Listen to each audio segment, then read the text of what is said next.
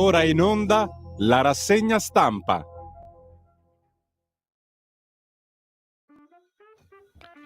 Se avete figli, io un pensierino ce lo farei sul sistema d'allarme in casa. Sai cosa ho notato in questi mesi che faccio felicemente rassegna stampa? Che non ci sono più notizie riguardo ladri che ti entrano in casa. Ma davvero, non ce n'è, non rubano più. È pazzesco, è un mondo fantastico. Come mai? Ma perché? Come mai? Ma perché? Non ne parlano più. Fa molta paura sta cosa, eh. Quando non ne parlano vuol dire che c'è qualche situazione particolare, strana, perché li perdonano quasi sempre. Eh sì, se ti entrano in casa la colpa è tua che provi a difenderti, o se non riescono a entrarci la colpa è tua perché, insomma, gli hai impedito di entrare a casa tua per rubare, insomma. Attenzione, fateci un pensierino, eh. Se ancora non avete un sistema d'allarme Securbet, premiate chi sceglie Radio Libertà per fare pubblicità, ma soprattutto premiate la roba italiana, eh. Oggi è la giornata dei dazi, premiamo chi costruisce e vende in Italia. Prossimo appuntamento con lo spot Securbet alle ore 9. Sì, buongiorno. Io oggi volevo starmene a letto perché oggi è una di quelle giornate che è inutile vivere. Sì, ma ti giuro, lo so che sta male dire una roba del genere. È meglio che torniamo tutti quanti a letto a dormire e ci puntiamo la sveglia alle 22 questa sera. Perché? Perché non sapremo assolutamente nulla fino a sera per quanto riguarda il nostro futuro. Oh, ma dov'è la nostra astrologa? L'astrologa niente, non mi parla più. Perché? Perché giustamente dice, guarda, stanno succedendo così tante robe che è impossibile. Anche gli stessi pianeti, tu gli chiedi le robe ai pianeti, dicono, cazzo vuoi? Ti rispondono, ma non è possibile, perché è tutto in movimento. Bisogna aspettare che sto polverone scenda, che non si decide a scendere sto polverone. Alle 10 di questa sera sapremo di che morte moriremo. Io non sono così pessimista, scherzi a parte, la stiamo mettendo giù dura. I dazi sono sempre esistiti e quindi saranno dei daziettini. Mago Varin prevede, prova anche tu a prevedere, dai. Fammi un WhatsApp, ascoltatore, ascoltatrice. Non parlo con te, si gira Francesco. Lo so, sei un ascoltatore anche tu, eh. È giusto. Tu sei un ascoltatore obbligato, direi quasi pagato anche. Penso, cazzo, addirittura. Pensa se avessimo ascoltatori paganti, sarebbero. No, perché siete già fin troppo attivi così. Se poi vi paghiamo pure per. No, scherzavo. No, stavo dicendo. Fatemi sapere un attimino il vostro pensiero sui dazi. Chi ha paura dei dazi? Abbiamo così tanta paura dei dazi che scatteranno questa sera da parte dell'America, di Trump? Scrivetemi 34067 09 659. Questo è il numero, perché quella che sta per partire non è una rassegna stampa comune, non è neppure una rassegna stampa, non è un cacchio di niente, è un modo per stare insieme, per leggere ciò che oggi i giornali raccontano, ma soprattutto per sentire il vostro pensiero sull'attualità. Lo potete inviare scritto, ma se volete potete anche cantarmelo, recitarmelo al 340 67 09 659 ed è il metodo più veloce per parlare con noi. Poi avremo anche degli interlocutori importanti. Oggi alle 9 arriva il senatore Alessandro Morelli, che chiaramente dei dazi e di tutto quello che ci sta accadendo discuterà insieme a voi. Intanto prima di tuffarci nelle notizie sui quotidiani, le ultime notizie che non appare sui giornali, è avvenuta nella notte un lutto importante nel mondo del cinema. È morto a 65 anni l'attore americano Val Kilmer. Secondo quanto riportato dalla figlia, è deceduto per una polmonite. Val Kilmer, famoso per aver interpretato ad esempio il ruolo di Batman, ancora ai tempi Top Gun, e è in apertura su ogni sito. Repubblica, è morto Val Kilmer, l'attore aveva 65 anni, la figlia colpa di una polmonite, ma anche in apertura sul sito del Corriere. Stroncato da una polmonite, l'indimenticabile Iceman di Top Gun, che ha dato il volto anche a Jim Morrison nel film The Doors, è stato stroncato da una polmonite a Los Angeles. Oggi è il giorno dei dazi. Cos'è successo finora? Cosa sappiamo? Quanto rischia l'Italia? Sui quotidiani praticamente si parla solo di questo, e siccome io ho cura di voi ascoltatori, so che avete scelto Radio Libertà perché volete anche la ciccia della giornata, non insisterò con tanti bla bla sulla questione dei dazi, perché ognuno dice qualcosa di diverso e non si sa ancora niente fino alle 10 di questa sera. Oggi comincio in modo assolutamente diverso, mandando in onda un vescovo. Tu dici, oh signor Piangem, ci fa la Santa Messa Sammy Varin? No! È un vescovo molto particolare che sta girando su internet, sui social in questi giorni, anche se non ha Instagram. Francesco, silenziamo tutto quanto sul cursore e sentiamo cosa pensa questo vescovo dell'attualità in generale, partendo dal Medio Oriente, sentiamo dove ci porta. È dal 1947 che la striscia di Gaza e la Palestina sono un campo di concentramento a cielo aperto, e dal 7 di ottobre del 2023 sono diventate un campo di sterminio a cielo aperto, con il silenzio del mondo e con il silenzio dell'Europa. Quello che mi ha sempre fatto effetto è che dietro questo campo di concentramento e di sterminio ci sia quel popolo che di campo di concentramento e sterminio è stato succube fino alla fine della Seconda Guerra Mondiale.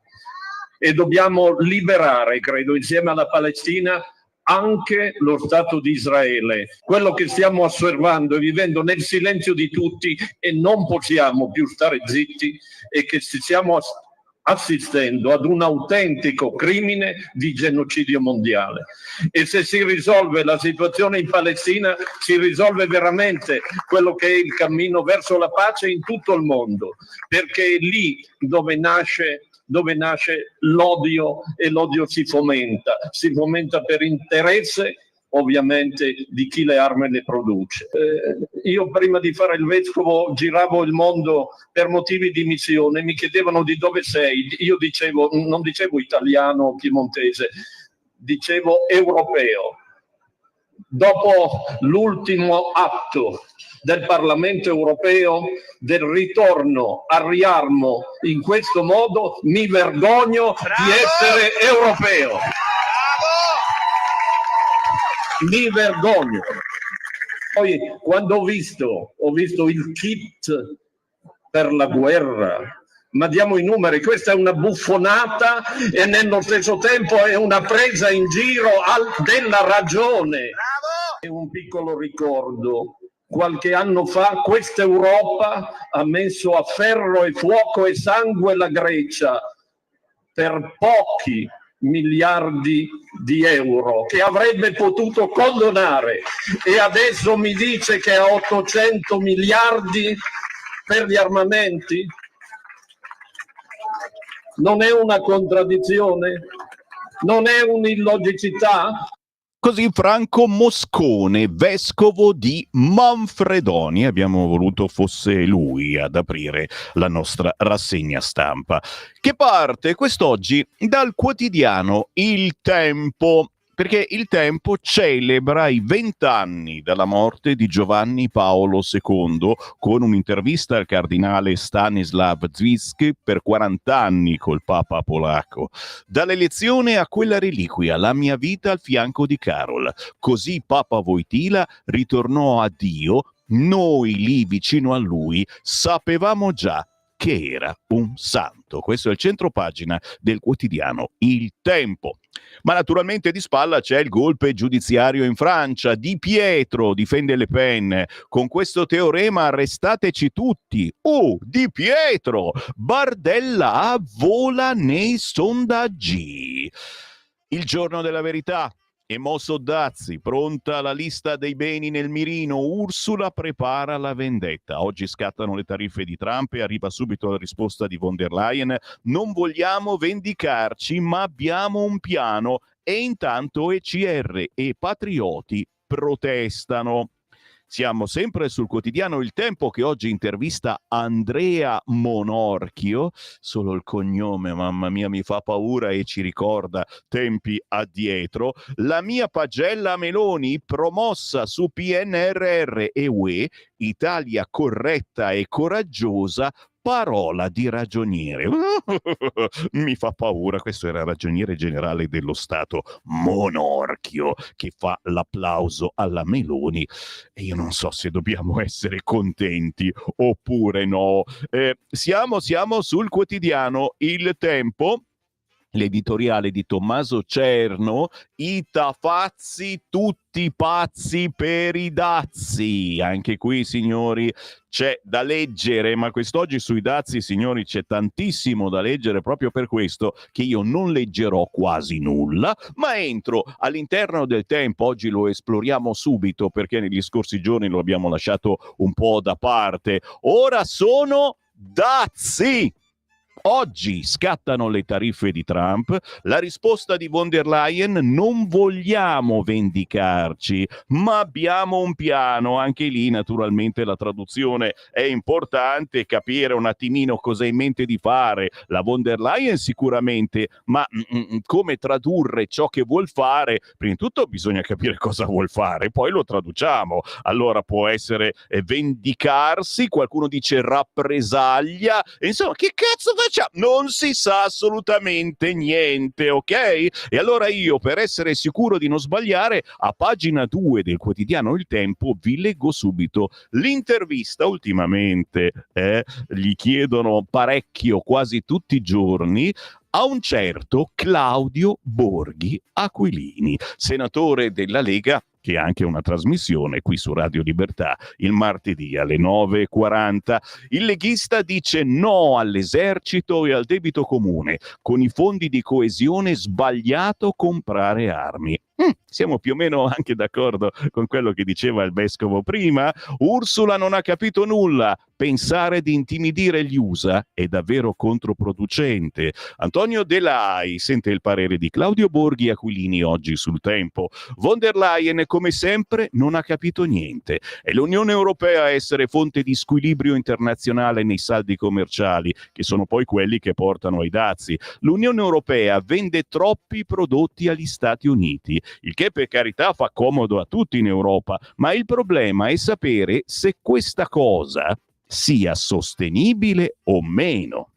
Io sul tema ho ascoltato due categorie di persone, dice Claudio Borghi: quelli che non hanno una soluzione alternativa e che sperano di avere un ritorno politico perché pensano che la gente attribuirà la colpa di questo alla Meloni, a noi, e gli illusi, che sono quelli appunto dell'Unione Europea, che hanno pensato che sia possibile riuscire a ottenere chissà qualche peso contrattuale con gli Stati Uniti, ma non è così. Il fatto che ci siano tanti paesi dell'Unione che hanno un surplus commerciale positivo con gli USA peggiora la situazione contrattuale.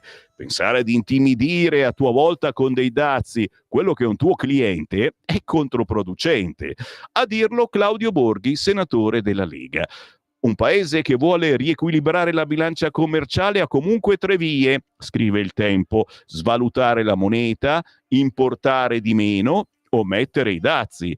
Alla fine i dazi non sono il male minore, si chiede a Claudio Borghi? Questo lo penso da tempo, risponde lui. La realtà è che gli Stati Uniti stanno portando avanti un po' tutte e tre queste strategie.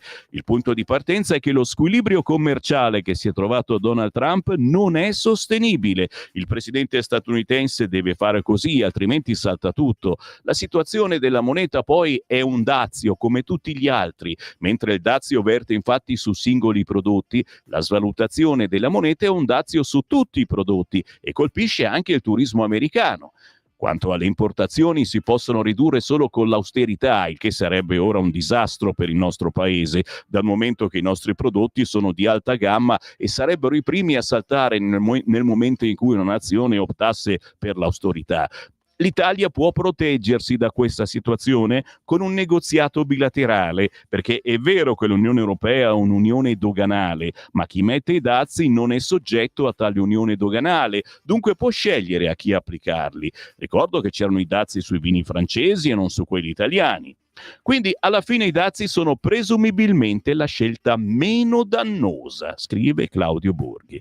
A proposito di UE c'è sempre campo il progetto di riarmo di von der Leyen, risponde Claudio Borghi. Su quel progetto avevamo delle nostre richieste che erano il no all'esercito comune europeo, il no al debito comune obbligatorio, il no a riallocare i fondi di coesione per comprare le armi. Tutti e tre questi punti sono stati accolti, ma riteniamo che il piano di riarmo europeo non sia sostenibile politicamente. Noi, con i Patrioti per l'Europa, il nostro gruppo al Parlamento europeo, cercheremo di fare delle iniziative per una riconsiderazione del progetto, nell'interesse stesso dell'istituzione. Non è comprensibile da parte di nessuno una cosa del genere.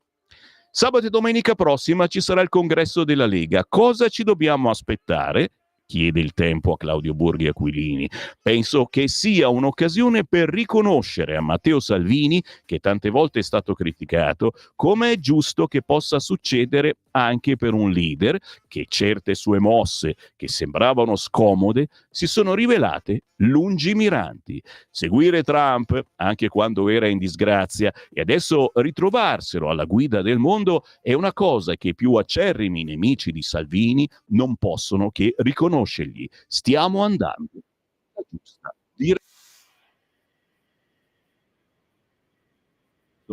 A pagina 2 sul quotidiano Il Tempo, che andiamo avanti a girare. A pagina 4 la Francia sta con Marine, Le Pen non si dà per vinta, bomba atomica su di me. La Meloni sbagliato gioire, Bardellà vola nei sondaggi. Marine punta all'appello che si svolgerà nella primavera 2026 e che pare insomma che potrebbe anche arrivare prima. Dopo la condanna, 10.000 nuovi iscritti per Rassemblement. Domenica si terrà una manifestazione a sostegno dell'ex leader, l'articolo di Tommaso Manni. Ma quello che ci interessa a noi un po' più in basso, a proposito di Bardellà, ci sarà anche lui al congresso della Lega di questo weekend.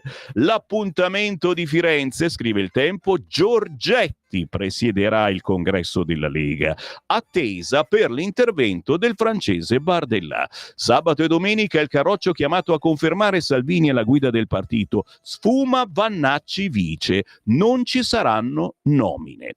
Sarà Giancarlo Giorgetti a presiedere il congresso della Lega di sabato e domenica, un segnale della forte sintonia tra il leader Matteo Salvini e il ministro dell'economia. Giorgetti vigilerà sul rispetto del regolamento e l'ordine dei lavori. Il titolare del Dicastero di via 20 settembre aveva presieduto anche il congresso che elesse Roberto Maroni il 1 luglio del 2012 al Forum Assago di Milano, che aprì la stagione del post Bossi. Guiderà un'assemblea che non prevede nomine, neanche quelle di vicesegretari. Negli scorsi giorni era emersa, ne avevamo parlato, l'eventualità di una nomina di Roberto Vannacci, possibilità che aveva creato qualche malumore, si vociferava nei gruppi. Tra l'altro Salvini 2 giorni fa aveva chiarito che per essere vice segretario bisogna iscriversi al partito e Vannacci ancora non lo è.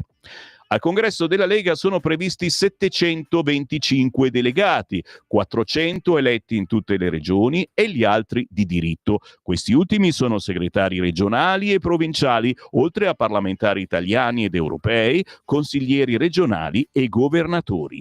Nella 2 giorni di congresso, che avrà il via alle 14 di questo sabato, interverranno anche alcuni ospiti istituzionali e stranieri. Il congresso, tra le altre cose, aggiornerà lo statuto del partito e discuterà le mozioni. Tra gli ospiti istituzionali e stranieri invitati dalla Lega c'è anche Jordan Bardella, segretario del Rassemblement National, il partito di Marine Le Pen. Il politico francese è atteso in presenza, anche se visti gli ultimi sviluppi del caso che ha coinvolto Le Pen, con la condanna a 4 anni e la sentenza che la obbliga alla ineleggibilità, non si esclude che Bardella possa intervenire da remoto. Gli interventi infatti saranno sia dal vivo sia in collegamento. Chiaramente, per voi leghisti celoduristi, l'appuntamento è per questo sabato e questa domenica a Firenze, Fortezza da Basso. Siamo sul Tempo, intervista ad Andrea Monorchio, pagina 7. Fa quasi paura, sai, quelle recrudescenze bambinesche. Monorchio, il ragioniere generale dello Stato che diceva sempre cose orribili. La mia pagella Meloni, e qui rimani a bocca aperta, promossa su PNRR Unione Europea, Italia corretta e coraggiosa, parola di ragioniere. Da Andreotti a Pertini parla lo storico ragioniere generale dello Stato. La conduzione delle politiche di finanza pubblica merita un plauso. La Premier è stata ferma e rigorosa nel rispettare i vincoli europei. Ho sempre ritenuto sbagliato aver introdotto lo spoil system nella pubblica amministrazione, riconosce qualche errorino. La svolta, un maggiore coinvolgimento delle forze sociali è da valutare come un aspetto positivo. Signori, tutto da leggere oggi a pagina 7 del Tempo, l'intervista all'ex ragioniere dello Stato, lo storico Andrea Monorchio.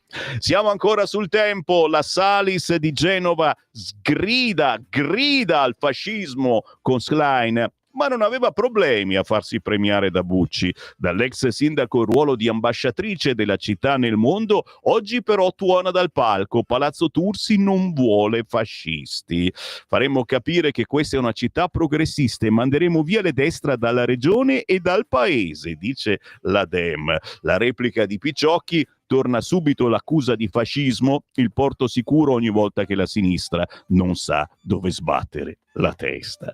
Siamo ancora su Quotidiano Il Tempo, che abbiamo scelto di girare insieme in apertura di rassegna, perché oggi c'è anche uno speciale su Giovanni Paolo II, che so che sta a cuore a molti di voi.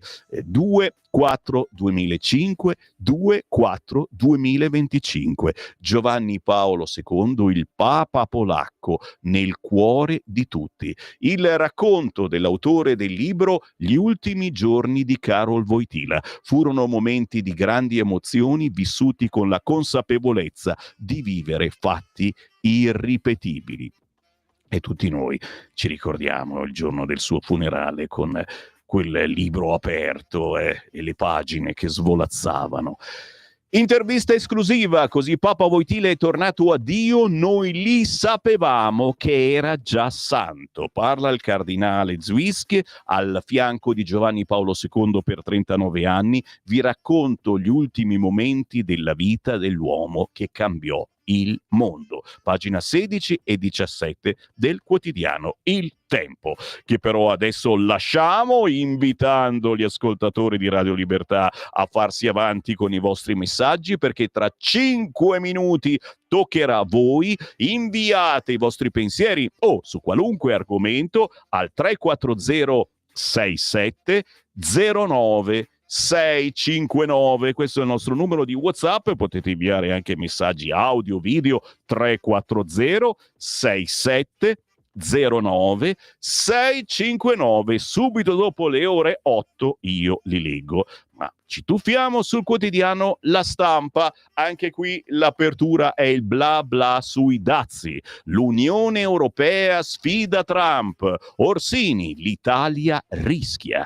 Oggi le nuove tariffe. Intervista al leader di Confindustria che dice no allo scontro. I fondi europei per la coesione destinati alla difesa. Bufera sul piano Fitto.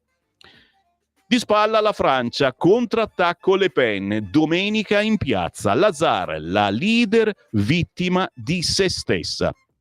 Fatto impressione naturalmente la 22enne uccisa a Messina, e in centropagina sulla Stampa oggi c'è il fidanzato della 22enne uccisa. Non mi ha mai parlato del killer, vi racconto Sara.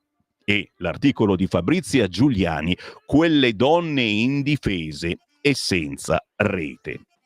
Siamo sul quotidiano La Stampa e penetriamo all'interno per qualche pagina. Ad esempio, a proposito di manifestazione, a pagina 8 della Stampa, Conte aspetta Schlein. I Dem vengano in piazza. Sul palco anche Spinelli. Ma il fantasma no, è la figlia. Il leader 5 Stelle attacca Fitto. Una fregatura ai fondi di coesione da usare per le armi. Alla manifestazione di sabato parteciperà la figlia del padre fondatore dell'Europa e Conte aspetta Schlein. Presenti Fratoianni, Bonelli e Santoro, come al solito insomma, assenti Raggi e l'ex Di Battista.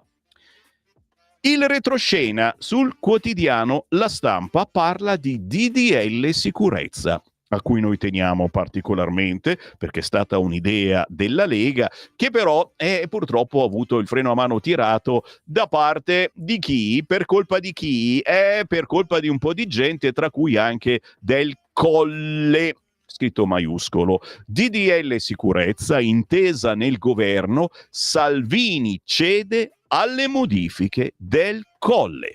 In cambio la Lega chiede una stretta su furti in casa e antisemitismo. Come vi dicevo prima, la stranezza di chi fa la rassegna stampa ogni giorno, cucù, sono io, Sammy Varin, e che non si parla più di furti, di ladri in casa. Forse è per questo che abbiamo cominciato a fare pubblicità alla Sicurbet, tutta roba padana a prezzi pazzescamente bassi perché siete nostri ascoltatori. Prossimo passaggio pubblicitario tra un'ora. E allora sentiamo quali novità su questo DDL sicurezza che sembrava si fosse ancorato lì fermo, non si muove più, invece adesso finalmente si muove. 7 mesi dopo il primo via libera alla Camera, il centrodestra riesce a trovare un accordo e inizia a soffiare via la polvere dal faldone del DDL sicurezza. Impossibile non notare il sollievo nella voce degli sherpa di Fratelli d'Italia e Forza Italia mentre confermano alla Stampa che l'accordo con la Lega è chiuso. Finalmente la Lega accetta di modificare il provvedimento e di accogliere le obiezioni di costituzionalità mosse dal capo dello Stato. È stato necessario intensificare in queste ultime settimane, come raccontato su questo giornale, l'opera di tessitura tra il Colle e Palazzo Chigi, un confronto tra i leader per convincere Matteo Salvini che non c'era alternativa, si doveva andare incontro alle correzioni suggerite dal Quirinale, altrimenti il DDL sicurezza non sarebbe mai approdato in aula al Senato. E così alla fine il muro di Salvini è caduto. Il nostro principale obiettivo è sempre stato fare presto, dice ora uno dei leghisti che ha curato la trattativa. Se l'unica strada per accelerare è quella di apportare piccoli cambiamenti che non stravolgono il DDL, a noi va bene. In cambio la Lega chiede che vengano approvati alcuni suoi emendamenti. Il primo ricalca un disegno di legge del senatore Andrea Ostellari e prevede un inasprimento delle pene per chi commette furti nelle abitazioni private. Si alzerebbe il minimo e il massimo della pena, in modo che si renda difficile, quasi impossibile, evitare il carcere. Il secondo emendamento tocca invece la formazione delle forze dell'ordine per prepararle a riconoscere con tempestività i reati d'odio di matrice antisemita. Su questi due interventi le trattative Si discute ancora, ma non è una questione di dettagli, scrive oggi La Stampa. Trovata la quadra politica, a Palazzo Madama mostrano una certa fretta. Entro il 7 aprile dovranno arrivare gli emendamenti e prima di Pasqua, tra il 15 e il 16 aprile, il Senato voterà il DDL, anche se sul programma della maggioranza potrebbero incidere gli emendamenti delle opposizioni, che saranno centinaia. Poi la parola passerà nuovamente alla Camera per la cosiddetta terza lettura, un passo comunque indispensabile perché le tabelle con le coperture finanziarie a 7 mesi di distanza dalla prima approvazione devono essere aggiornate. Ma il passaggio più delicato resta quello della modifica di quei punti particolarmente controversi indicati dal Colle, scritto maiuscolo. Il primo riguarda le detenute quando siano incinte o con bambini neonati fino al primo anno. Attualmente, ciò che vige dai tempi del codice Rocco del 1931, la detenzione di queste donne è impossibile, non ci sono scappatoie. La civiltà giuridica ritiene infatti incompatibile rinchiudere una donna in stato interessante o che abbia appena partorito in una cella con tutti i limiti igienici che comporta, e questo è uno dei rilievi appunto che il Colle ha dettato. Ma poi, vado avanti ancora un minuto, poi c'è la pausa. Ricordiamo anche che le giovani borseggiatrici rom, questo DDL apriva per loro le porte del carcere, sia pure potenzialmente. Sarebbe stato un giudice a decidere se la custodia doveva essere in carcere o no, con il prevedibile effetto di sommergere di polemiche il primo magistrato che avesse lasciato libera una rom incinta o con un neonato, se questa avesse reiterato il reato. La seconda questione sollevata dal Quirinale: il divieto di vendere una scheda SIM a un migrante appena sbarcato. Penso un po', chi l'avrebbe mai pensato che al Quirinale questa cosa non gli sarebbe andata a genio. L'obiettivo è palesemente punitivo, ma oltre misura quando si pensa che ne sarebbero stati colpiti persino gli stranieri minori non accompagnati, che non avrebbero potuto chiamare la famiglia per avvertirla di essere al sicuro, che nessuno gli presta un telefonino al piccino. Infine, terza questione di probabile incostituzionalità: il nuovo reato di rivolta carceraria, che colpirebbe non soltanto il detenuto che adopera violenza, ma anche quello che si limita alla resistenza passiva e non obbedisce agli ordini ricevuti. Su questi punti adesso si attendono modifiche. Stai ascoltando Radio Libertà. la tua voce libera, senza filtri né censura. La tua radio.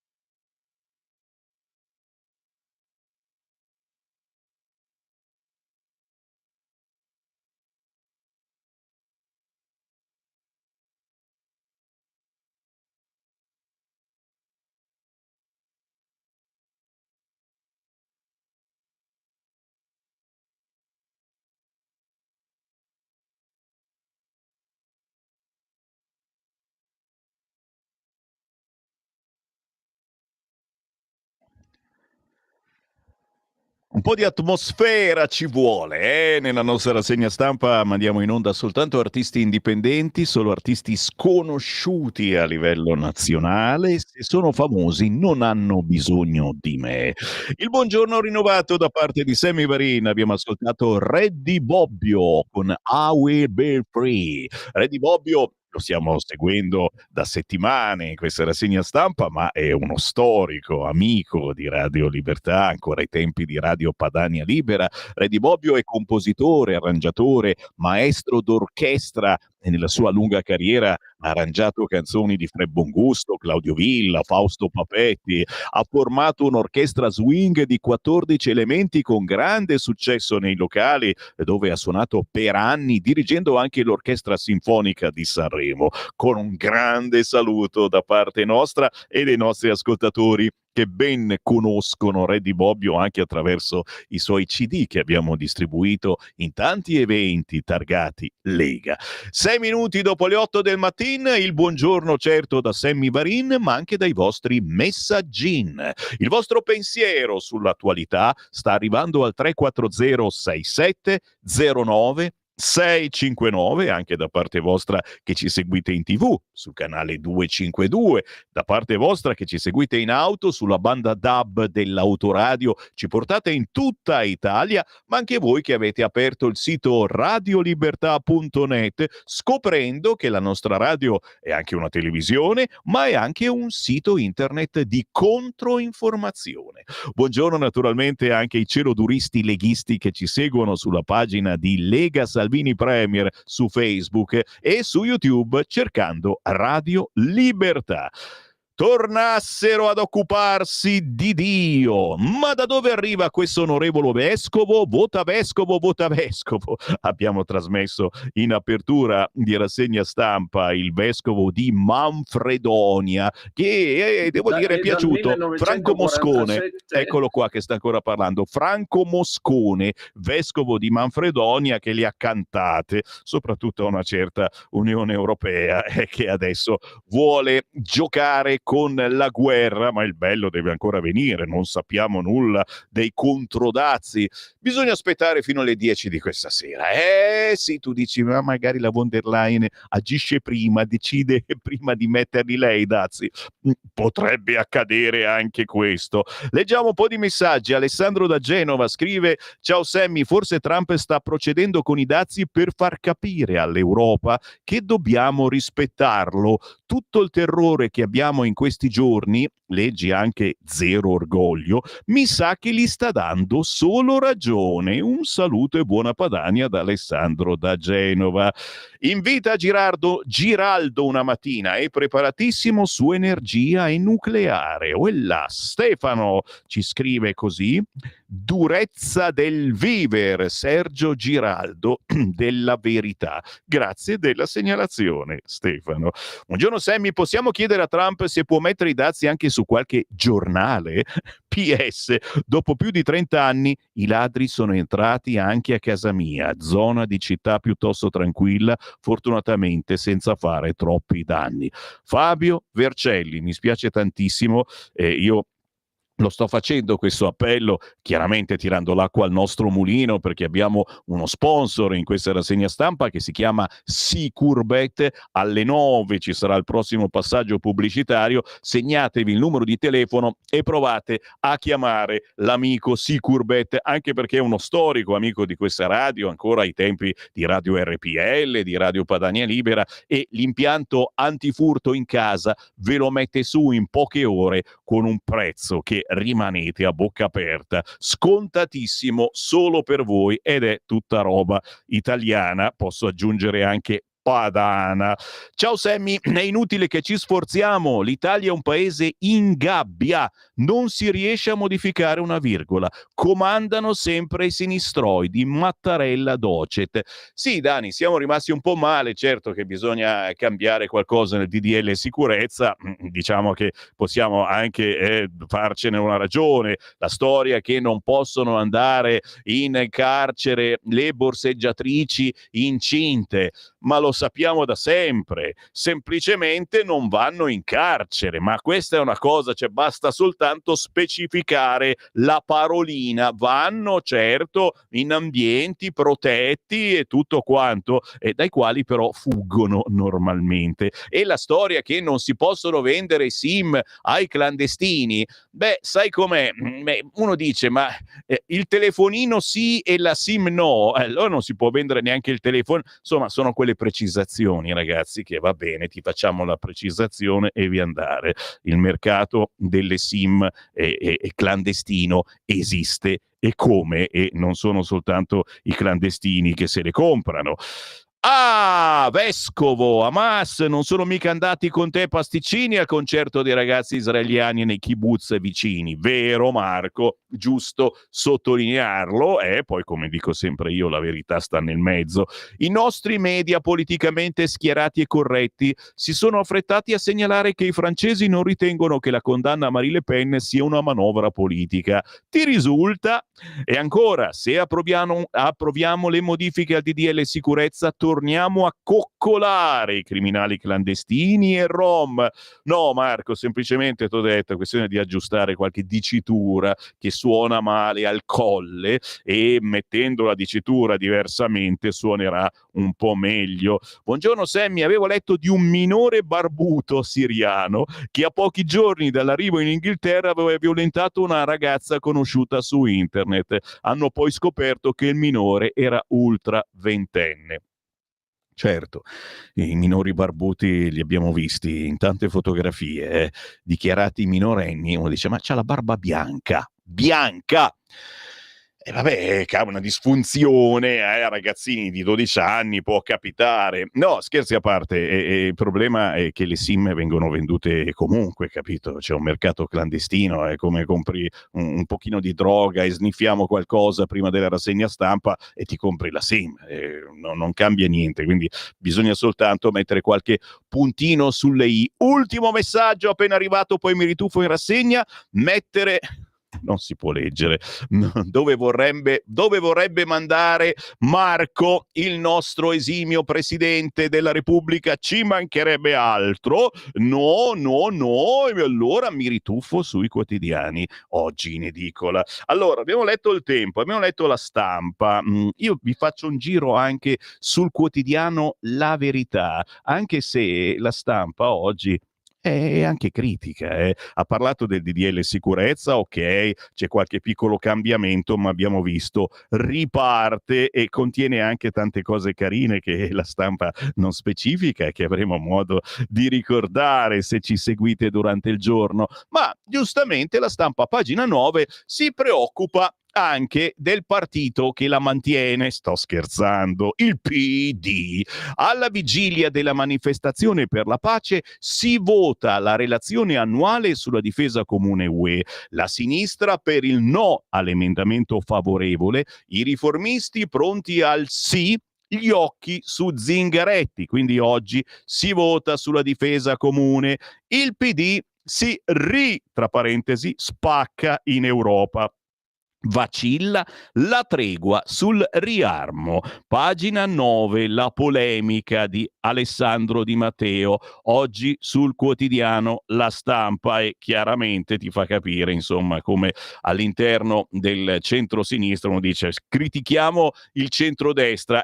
Sì, però se vai a vedere il centro-sinistra se ne parla poco, ma che casino. E allora, siccome io sono curioso, vi porto sul quotidiano Il Corriere, che apre con l'Europa sui dazi, reagiremo, il solito bla bla, ma fino a stasera alle 22 non sapremo proprio niente, quindi vi conviene tornare a letto a dormire, ragazzi miei, se potete, e poi alle 22 vi mettete la sveglia. Stasera è il discorso del leader USA.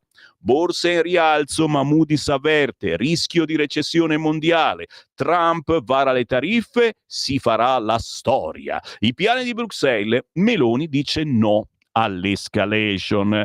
Ferruccio De Bortoli, sfiducia globale, ma sarà un veleno per tutti. tutti. Siamo sempre in prima pagina sul Corriere, l'intervista con l'ex Valesa, Putin va fermato ora, ma anche, ve le leggo tra poco, tutte le liti nel centro-sinistra, l'opposizione a se stessa, cronaca di un centro-sinistra smarrito. Basta mettere in fila le baruffe, le contraddizioni, le votazioni laceranti, i viaggi strazianti e un po' comici, le gravi gaffe di un ex premier e le incerte ambizioni di un aspirante premier. Siamo in prima pagina ancora sul Corriere. Sara uccisa, arrestato un compagno di studi, lei diceva mi tormenta. Il PM, qualcuno lo ha aiutato a fuggire. Per il femminicidio di Sara, scrive Lara Sirignano, la studentessa di 22 anni accoltellata in strada lunedì scorso a Messina, è stato fermato un compagno di università che qualcuno ha aiutato a fuggire. Stefano Argentino, 27 anni, di Noto, la tormentava da tempo. Non ricambiato, spesso seguiva la ragazza che però non lo aveva mai denunciato. L'ultimo SMS alle amiche: il malato mi segue.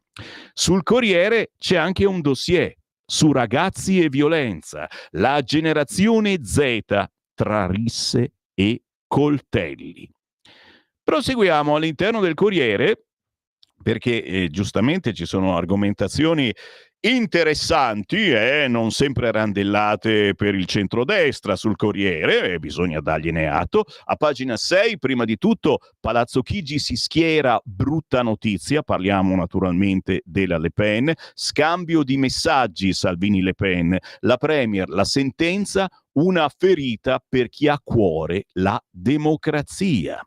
Gli schieramenti, la decisione dei giudici francesi continua a dividere il panorama politico italiano e quest'oggi il quotidiano Il Corriere mette nel riquadro la parola euroscettico, che guarda caso è una parola che incombe spesso e volentieri su queste frequenze. Euroscettico è il termine che ha iniziato ad avere rilevanza nel dibattito pubblico all'inizio degli anni 90, agli esordi del processo di integrazione europea, e indica chi ha un atteggiamento critico nei confronti dell'Unione Europea e delle politiche di Bruxelles. Il quotidiano Il Corriere oggi con Stefano Montefiori intervista Marion Maréchal. Colpiti perché vicini alla vittoria, le destre si mobilitino. Io o Bardella al suo posto? Per ora mia zia è candidata. Interessante sicuramente la questione oggi sul quotidiano Il Corriere, che riconosce che dopo la condanna il Rassemblement National francese cresce, il delfino in testa nei sondaggi. Ma a interessare me è il racconto che il Corriere fa con Fabrizio Roncone a pagina 13 del centrosinistra. Da Strasburgo a Ventotene, baruffe, gaff e dadaismo, che non è la canzoncina I don't love you, you don't love me, il centrosinistra nel frullatore, la cronaca di 3 settimane con i leader spiazzati su tutto. Allora, non è un racconto ma è un raccontone, non posso leggervelo tutto. Se avete un amico comunista, scherzo, non è proprio un giornale comunista il Corriere, ma diciamo che non ama neanche la destra. Se avete un amico che compra il Corriere, fatevelo prestare per 5 minuti. Che si può dire di questo centrosinistra italiano? Scrive oggi Fabrizio Roncone sul Corriere. Non è il momento dei commenti, ma della cronaca. La cronaca dice tutto, spiega tutto. Rimettiamo insieme le baruffe, le contraddizioni, le votazioni laceranti, i viaggi strazianti e un po' comici, le lacrime nell'aula di Montecitorio e gli sghignazzi, le gravi gaffe di un ex premier e le incerte ambizioni di un aspirante premier, le perfidie battaglie tra capi e capetti, certe volte anche meno di capetti, più gli smarrimenti di leader dadaisti con partiti al 2% o appena sopra, più le scabrose avventure di certi gruppettari in Tesla e i fantasmagorici progetti pacifisti dei grillini indulgenti con Putin, noto criminale internazionale. Tutti insieme hanno acceso il frullatore e si sono tuffati dentro. 3 settimane di un casino mai visto. Penoso? Penoso. Quando scriviamo che a Palazzo Chigi, nonostante i giganteschi guai da affrontare in Italia e nel mondo, tengono sempre una bottiglia di bollicina in fresco per brindare al centro-sinistra, scriviamo la verità. Cos'altro c'è da fare se non un bel cin-cin? In alto i calici! Il giorno in cui a Strasburgo, all'Europarlamento, la segretaria del PD Schlein cerca inutilmente di imporre la sua mediazione, quella dell'astensione sulla risoluzione che dà il via libera al piano riarm, e così facendo però non solo rompe con il gruppo socialista, ma rischia di essere sfiduciata dalla sua stessa delegazione, disastro evitato per un solo voto, 10, a un certo punto addirittura 11, ma poi l'annunziata giura di essersi sbagliata a votare, vabbè, i favorevoli al piano von der Leyen, in dissenso con Elli, tra cui la Picerno. Pina Picerno, che è anche la vicepresidente dell'Europarlamento, marca con forza la sua posizione, tipo tosto, nata a Santa Maria Capo Vetere, gavetta politica nei territori infestati dalla camorra, come riferimento il mito ciriaco de Mita, terza legislatura a Strasburgo, filo diretto con la Mezzola e dicono con il Quirinale. Qualche titolo sui quotidiani, è lei che può sfidare Elli, una suggestione, ma fino a un certo punto, perché l'autorevole Luigi Zanda, che interpreta diffusi sentimenti riformisti, ha già detto alla stampa: serve un congresso. E adesso, per non pensarci, i Dem si radunano in Piazza del Popolo a parlare di Europa. L'idea è venuta su rep a Michele Serra, colpo d'occhio magnifico. In tanti provengono dal quartiere Prati e dai Parioli, disdette parecchie lezioni di yoga. Introvabili gli operai, rari i giovani. In compenso c'è la Milano radical chic, da Vecchioni all'Ella Costa, poi Augias e Giovanotti, il pacifismo ragionevole di pochi e quello visionario di molti, arrivati con i fiori da mettere nei cannoni. Accanto alla Schlein avanza tra gli viva i baci con l'aria di dire: davvero volete un congresso? Tutti i partiti dell'opposizione, compreso il gran capo sinistrorso Nicola Fratoianni, che ha prudentemente parcheggiato la Tesla di famiglia sul Lungotevere, perché ormai la rigano per divertimento. Ci sono tutti, tranne Giuseppe Conte, il quale, essendo un vecchio amico di Trump, non se l'è sentita. Potrebbe bastare. E invece, 4 giorni dopo, Giorgia Meloni a Montecitorio se ne esce con la mandracata sul manifesto di Ventotene, criticandolo con durezza. In un colpo manda un messaggio complice a Washington e sposta l'attenzione dai suoi enormi problemi di collocazione, stare con l'Europa o con Trump e quel chetaminico di Musk. I Dem abboccano e organizzano un viaggio della memoria sull'isola, dove fu pure girato Ferie d'agosto, il film mitico di Virzì. Sul traghetto, oltre ai fantasmi di Altiero Spinelli, Ernesto Rossi e Sandro Molino, Silvio Orlando, salgono in 250, però 50 sono giornalisti e fotografi. Ma Elli aveva un impegno. E Calenda, lascia stare, manco era d'accordo. Conte, silenzio mortificato. La gita non è però del tutto inutile, perché si rivela un magnifico assist al centrodestra. Una giornalista di Quarta Repubblica piazza infatti il microfono davanti a Romano Prodi e gli fa una domanda su Ventotene, e Prodi che fa? Prima borbotta, poi le dà una tirata di capelli. Possibile? Il povero Porro in realtà per qualche giorno è costretto ad arrabattarsi con il VAR, perché alla parola della sua cronista hai solo immagini sporche, si vede, non si vede, mentre Prodi nega: le ho messo una mano sulla spalla. Ma è una tragica bugia, e la scopre Giovanni Floris, che manda in onda un filmato inequivocabile, scatenando pure un giallo nel giallo. È la ripresa ad un cellulare. Chi te l'ha passata? Nel PD sospettano fuoco amico, un sospetto stupido perché, come si sa, al Nazareno c'è un bel clima. E qua mi fermo, signori, ma se volete ridere, oggi sul Corriere, a pagina 13, c'è da Strasburgo a Ventotene, Baruf, Gaf e dadaismo, il centro-sinistra nel frullatore. E non era un pesce d'aprile, è proprio vero.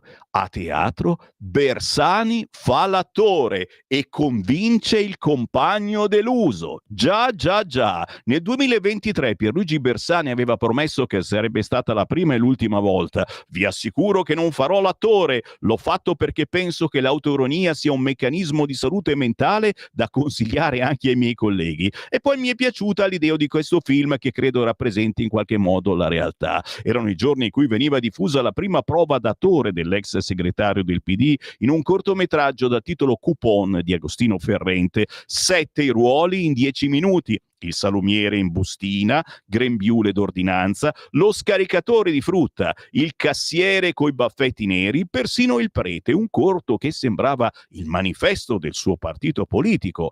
Promessa non mantenuta, però. Non era l'ultima volta d'attore, Bersani ci ha ripensato, raccontano che forse ci ha preso gusto ed è ritornato in modalità attore. Questa volta Pierluigi Bersani è tra i protagonisti del nuovo spettacolo di Antonio Cornacchione, che sarà in scena al Teatro Leonardo di Milano dal 3 al 13 aprile. Titolo: Basta poco. E qua mi fermo, perché non voglio fargli troppa pubblicità. Siamo mica qui a pettinare le bambole, eh? Ancora sul Corriere, le coltellate a Sara, le urla, la fuga, fermato un compagno di università. Messina, IPM, il 27enne è stato aiutato a scappare in 5.000 in piazza per la vittima. Schivo, nessuna empatia, quel ragazzo solitario che sembra sbucato dal nulla. Si lamentava perché lei non gli sorrideva più come prima. L'intervista al fidanzato, il fidanzato della 22enne Sara Campanella, che dice: ho perso un pezzo di cuore, andrò avanti per te. Ma a fare più impressione sul quotidiano Il Corriere oggi è il dossier sulla generazione Z, i più giovani, la violenza in aumento tra i giovani, raddoppiato anche l'uso delle armi, ne stiamo parlando da settimane, non da mesi, forse da anni. Il Sammy Varin già qualche anno fa scherzava sul macetino da tasca che gli amici migranti figli del barcone si portano addietro girando per Milano, e a quanto pare, se loro c'hanno il macetino, noi abbiamo il coltellino, magari svizzero, pubblicizzato dalla commissaria UE, ma è meglio averlo sempre in tasca. Col cavolo. Fatto sta che la violenza è in aumento tra i giovani, è raddoppiato anche l'uso delle armi. L'ultimo studio, il 40% dei giovani ha partecipato a una rissa. La ricercatrice dice: una pericolosa normalità.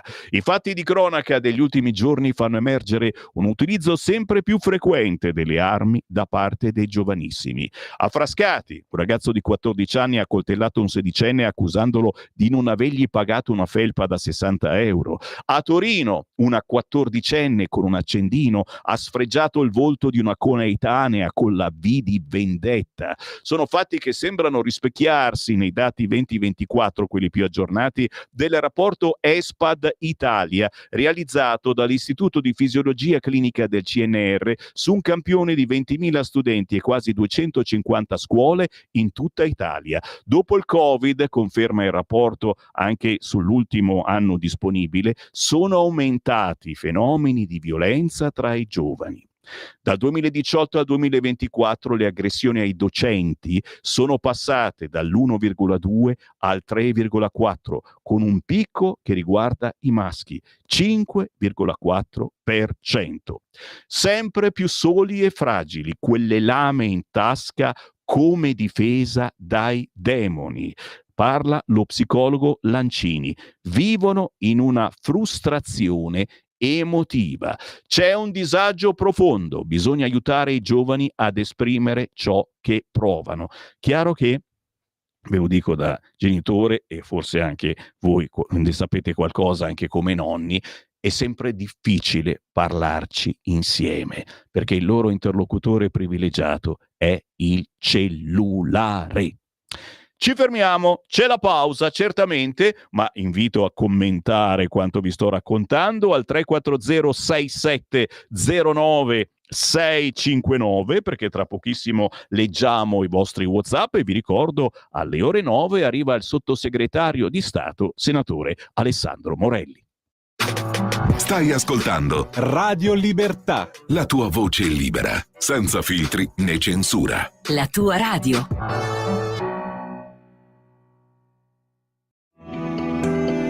Il meteo.it presenta le previsioni del giorno.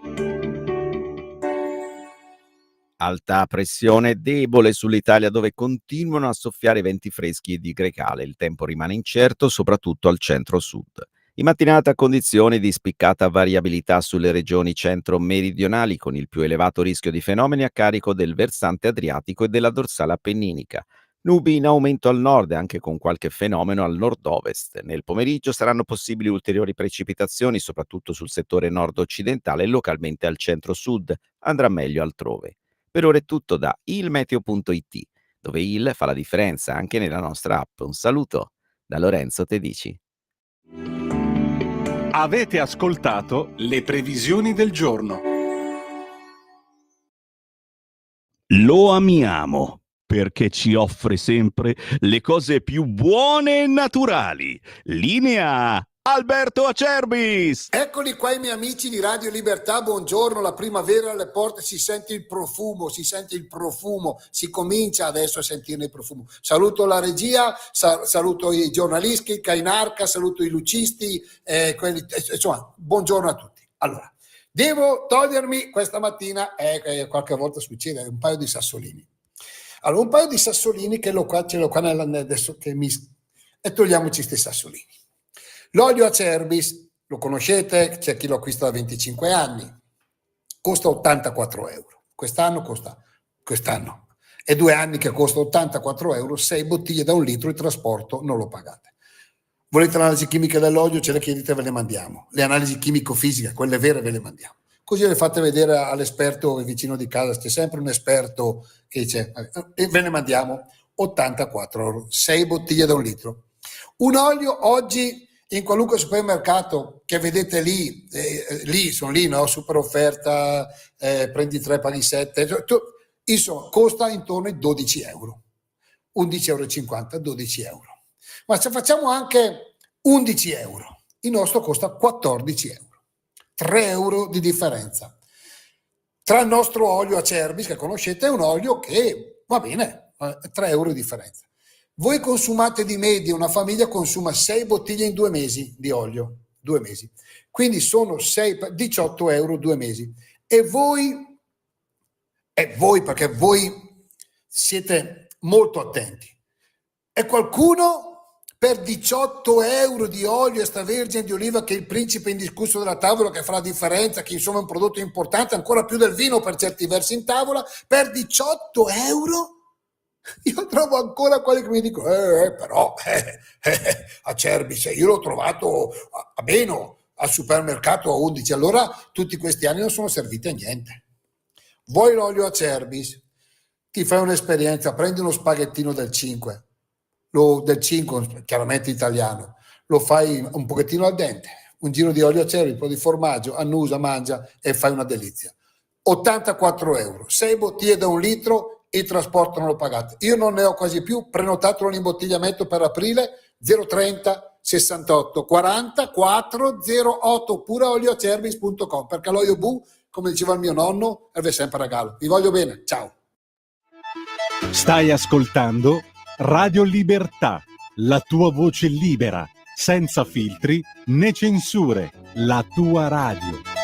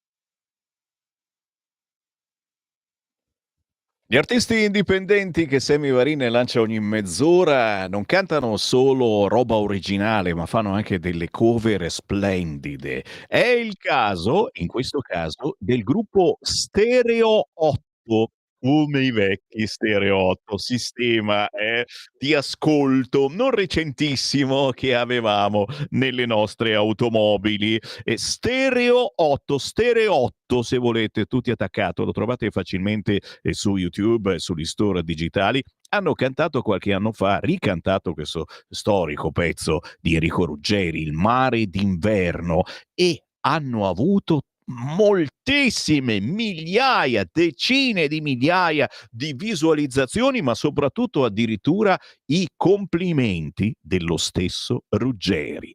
Un gruppo pop rock che nasce a Lago Negro, Potenza, la città di Mango, si è fatto amare in tutta Italia per le loro splendide cover riarrangiate in chiave pop rock. Stereo 8 con Il mare d'inverno, Il buongiorno rinnovato, la voce di Sammy Varin.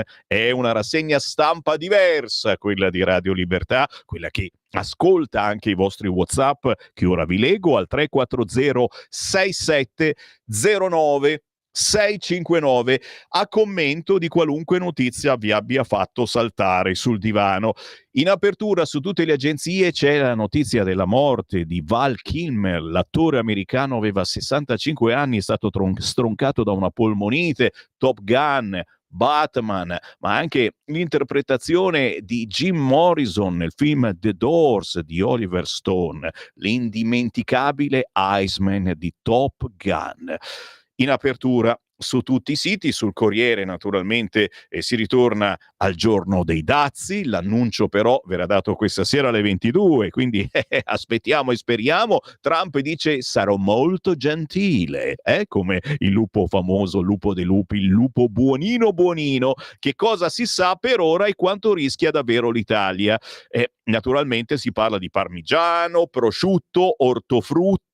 Ecco come l'Italia è diventata una superpotenza nel dataroom della Gabanelli e di quello che potrebbe restare qui sui nostri tavoli e ce lo mangiamo noi, Di questo parliamo alle 11:30, avremo il Focus Lombardia e parleremo delle nostre cose buone, delle nostre tradizioni, del nostro comparto mangereccio che ha bisogno di essere rinvigorito, soprattutto se non riusciremo a esportarne più così tanto. Ma torniamo sulla carta stampata, prima però qualche vostra meditazione. Ciao Sammy, sto andando al mercato, ci sentiamo dopo. Bravo Enzo, bravo, compra. Emilio, davanti al genocidio perpetrato dai sionisti nei confronti del popolo palestinese, incluso di migliaia di bambini, e la distruzione totale delle loro case, tutti i politici, sia di destra sia di sinistra, hanno calato e continuano a calare il loro silenzio più assordante. Questa vergogna peserà sulla coscienza di tutti. Sono d'accordo Emilio, ma ricordiamo anche quello che hanno fatto gli amici terroristi agli israeliani. WhatsApp stanno arrivando al 340 6709 659. Il Corriere è sinistro solo al 99% e per oggi gliele canta anche al PD, in maniera divertente, certo, ma gliele canta. Picerno gode qualsiasi volta che riesce a causare qualsiasi danno a chiunque, ma non è vero. Autoironia di Bersani, costui è autocentrico su se stesso, però torna a fare l'attore e tutti andremo a vedere lo spettacolo di Cornacchione perché c'è Bersani. Fatemi rituffare sui quotidiani perché alle 9 arriva Alessandro Morelli. Anzi, se avete qualche domanda per il sottosegretario di Stato, inviatemela al volo 340 6709 659. Andiamo sul quotidiano La Verità, che parla proprio in apertura della vendetta di Ursula. Ci fa male più dei dazi. Stasera Trump dirà quali prodotti saranno colpiti. La capa della commissione vuole scatenare una guerra commerciale che finirà per danneggiarci, fingendo di dimenticare le gravi colpe dell'Unione Europea e che le gabelle del primo mandato di Donald non ci hanno ferito, anzi. L'ebbrezza guerriera di Bruxelles oggi produce gli Eurobalilla. Dopo il kit per le emergenze della commissaria Labib, il Parlamento UE oggi vota su una risoluzione che promuove l'indottrinamento bellico dei ragazzi, lo scriveva ieri il Fatto Quotidiano, scherzando ma mica troppo, da attuare anche tramite le organizzazioni giovanili, gli Eurobalilla. E Kaja Kallas rivendica pure la strategia basata sull'incutere timore nei cittadini. Ne parla oggi Alessandro Rico sul quotidiano La Verità. Le Pen, ultimo caso, hanno messo il braccialetto elettronico alla democrazia, Marcello Veneziani, ma anche lo schiaffo dell'OMS e la commissione Covid. I vertici dell'organizzazione rifiutano di essere auditi dal Parlamento con una scusa grottesca: dobbiamo proteggere l'imparzialità e l'obiettività. Intanto l'Isei and Company vogliono chiarimenti sull'archiviazione di Arcuri. Luci e ombre sul lavoro e sulla previdenza. Nuovi dati, mai così tanti occupati, ma il boom, sentite bene, arriva dagli over 50, scrive Claudio Antonelli oggi sulla Verità. Nel bel panorama dei dati del lavoro, record di occupazione, c'è un tarlo. Dei 567.000 nuovi assunti, 542.000 hanno più di 50 anni. Motivo? Riforme pensionistiche, scarsa formazione e scuole distanti dalla realtà dell'impiego. E soprattutto calo demografico. Lo scenario non promette bene. Oggi ne parla il quotidiano La Verità. Entriamo all'interno, perché a pagina 13, visto che questo sabato e questa domenica la Lega va a congresso, l'appuntamento è per sabato dalle ore 14 e domenica dalle 9 del mattino a Firenze, alla Fortezza da Basso. Siete ancora in tempo chiaramente a partecipare. Ricordate, ci vuole la tessera almeno da simpatizzante della Lega, oltre che se siete militanti non c'è problema. E poi, naturalmente, il bello è esserci sicuramente, ma anche ascoltare ciò che i mass media diffonderanno, e come lo diffonderanno è un'altra cosa. Pagina 13, l'intervista a Riccardo Molinari. Siamo sulla Verità. Più autonomia per difenderci da Bruxelles. Il capogruppo alla Camera del Carroccio presenterà al congresso della Lega con Bagnai una mozione: rilanciamo il federalismo fiscale. L'Unione Europea non funziona, eppure c'è chi vuole darle più competenza. Sulla telefonata Salvini-Vance, polemiche incomprensibili. Vance, che sarà in Italia, ho visto bene? Sì, assolutamente. Il vicepresidente Vance per 2 giorni in Italia. Il viaggio previsto il 18 aprile. Mi rituffo, scusate, sono andato a controllare sul sito del Corriere. Dicevo, Carlo Tarallo intervista Riccardo Molinari oggi sulla Verità. Sto arrivando all'intervista. Segretario regionale in Piemonte, lei ha presentato insieme al collega Alberto Bagnai una mozione congressuale, ne abbiamo parlato anche noi proprio lunedì, una mozione che è stata depositata per prima, sottoscritta da circa 300 firme, ha avuto un grande supporto per il quale ringrazio tutti i delegati che hanno voluto sostenerla. Il senso di questa mozione, dice Molinari, è quello di mettere insieme il percorso storico della Lega con quelle che sono le nuove battaglie, i nuovi obiettivi che ci impone lo scenario europeo e globale. Ma per quel che riguarda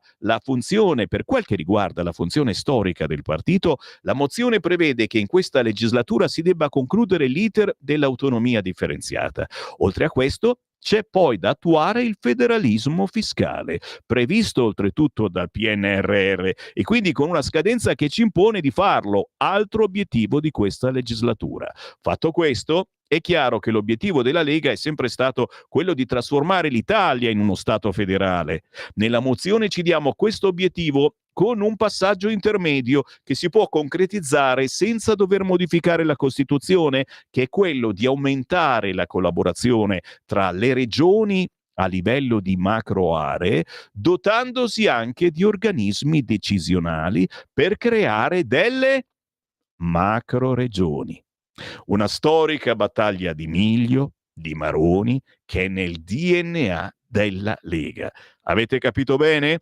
La Lega torna alle macro regioni. So che molti di voi me lo scrivete almeno una volta alla settimana. Come si cala questa prospettiva a livello europeo? Questo impianto concettuale ci porta ovviamente a non poter accettare ulteriori devoluzioni di sovranità a questa Unione Europea. Eppure questa Europa, scrive La Verità, sembra caratterizzata da un paradosso gigantesco, un centralismo normativo burocratico esasperato al quale però si contrappongono visioni totalmente diverse dei singoli stati. Dice Molinari, partiamo proprio dall'assunto che lei giustamente richiamava, ovvero che questa Unione Europea non funziona perché dovrebbe avere pochi compiti e quelli che dovrebbe avere li svolge male. Non siamo in grado di evitare che in Europa esistano paradisi fiscali dove le multinazionali non pagano tasse o ne pagano pochissime. Sulle politiche ambientali abbiamo visto i danni che sono stati provocati all'industria europea. Eppure c'è chi vorrebbe dare ulteriori competenze a questo mostro centralista e burocratizzato che non ha processi decisionali democratici. Devolvere la difesa sarebbe, per esempio, assurdo. Come si supera questo enorme problema? Chiede La Verità a Molinari. Si sta riflettendo molto in tutta Europa. Una prospettiva che sta venendo fuori è quella di superare l'attuale Unione Europea tornando a un sistema di trattati tra i vari paesi a geometria variabile a seconda delle esigenze, senza avere questo superstato burocratico che impone le decisioni degli stati più importanti. Tra l'altro l'Europa continua a impoverirsi, dice La Verità. Le politiche europee danneggiano i cittadini, scrive Molinari. L'esempio più lampante è sull'economia. Con l'introduzione dell'euro e le politiche di austerità abbiamo visto regredire il potere di acquisto degli europei. Abbiamo visto il concetto di competitività esasperato abbassando i salari, soprattutto in Italia e un po' meno in Germania, per la quale c'è sempre stato un occhio di riguardo da parte di Bruxelles, cosa che oggi porta gli USA a reagire con i dazi contro di noi. L'Europa era nata con un obiettivo esattamente opposto.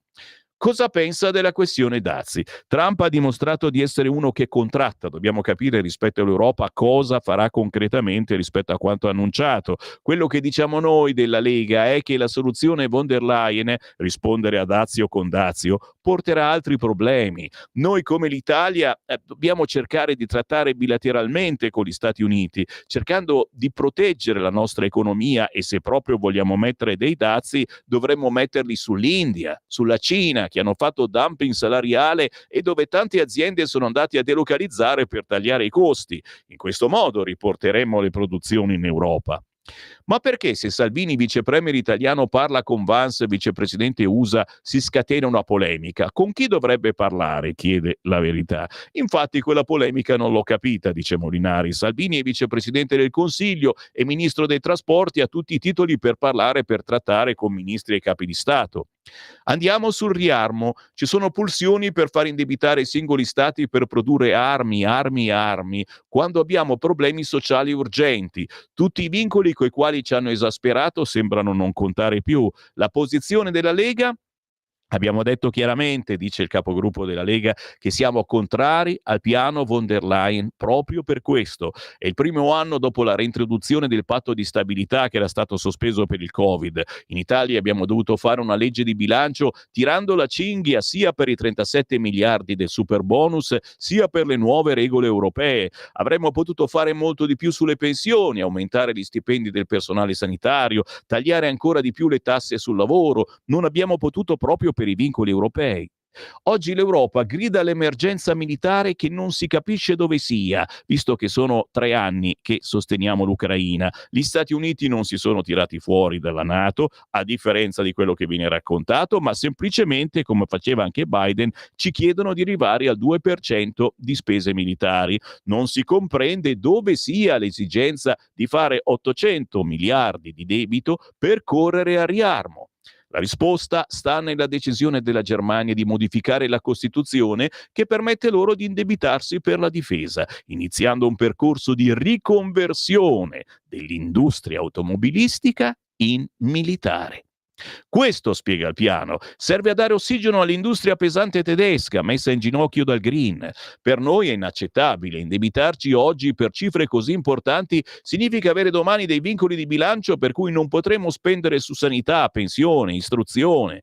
Noi abbiamo il dovere di difendere gli interessi degli italiani in primis. La proposta dell'Italia, del ministro Giorgetti, e che Giorgia Meloni ha portato al Consiglio, è quella di non fare debito, ma utilizzare InvestEU, quindi usare risorse nazionali ed europee a garanzia di investimenti privati per fare ricerca e innovazione nell'industria militare dei singoli paesi, in modo che ogni paese possa sviluppare una sua industria della difesa, coi propri tempi e i propri modi, dando però lavoro al proprio paese. Questa è la proposta della Lega, fatta propria dal governo e portata al Consiglio europeo.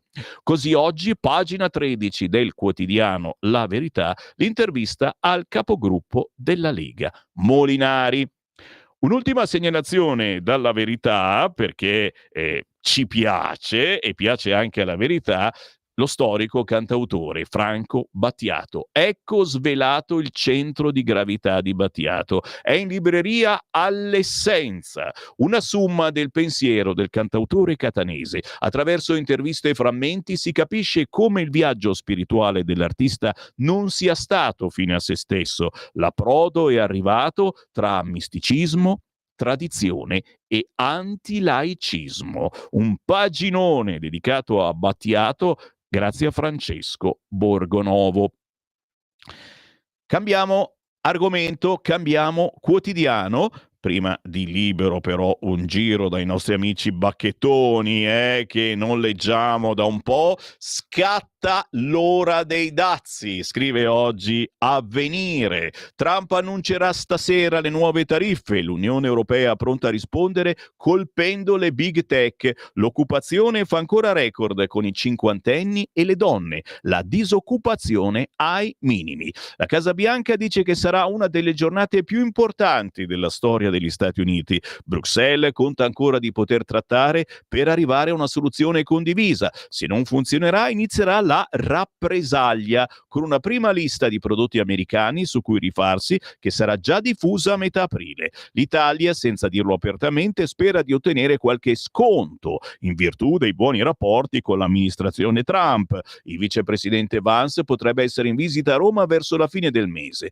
L'industria nazionale rischia una frenata ulteriore in un momento già complicato. Consolano, almeno in parte, i dati sul lavoro, che continuano a segnare nuovi primati storici. Gli occupati sono saliti a febbraio oltre quota 24,3 milioni, anche se una crescita un po' anomala, con un'alta quota di lavoratori anziani. Molti sono persone che sarebbero andate in pensione con le vecchie regole. Sul quotidiano Avvenire, Mosca gela il negoziato USA, sulle centrali piovono bombe, non ci sono le condizioni per la tregua in Ucraina. Lasciamo il quotidiano Avvenire, giriamo il Fatto Quotidiano. Ce lo ricorda, i fondi sociali UE vanno a missili, caccia e tank. Ideona di Fitto, l'uomo di Fratelli d'Italia, dalle regioni alla difesa. La lista dei colossi, dagli aerei di GCAP ai droni di Leonardo Baykar, dai carri di Iveco a Rheinmetall al tank europeo, ogni paese spinge i suoi big.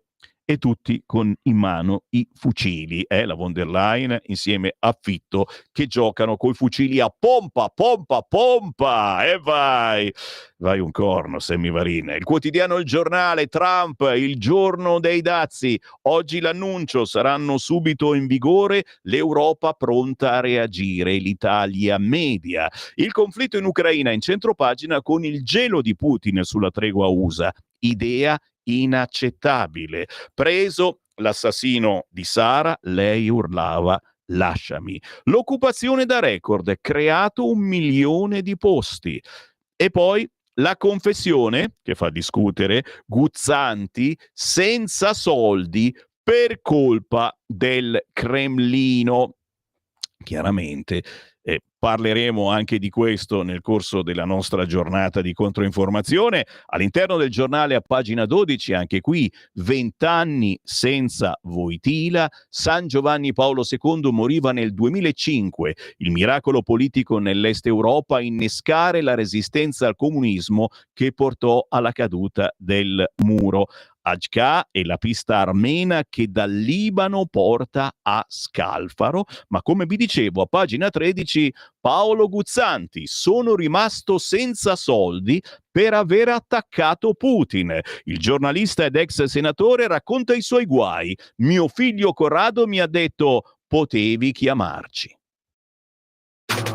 Stai ascoltando Radio Libertà. la tua voce libera, senza filtri né censura. La tua radio. Ladri in casa o in azienda? Prima è meglio che dopo.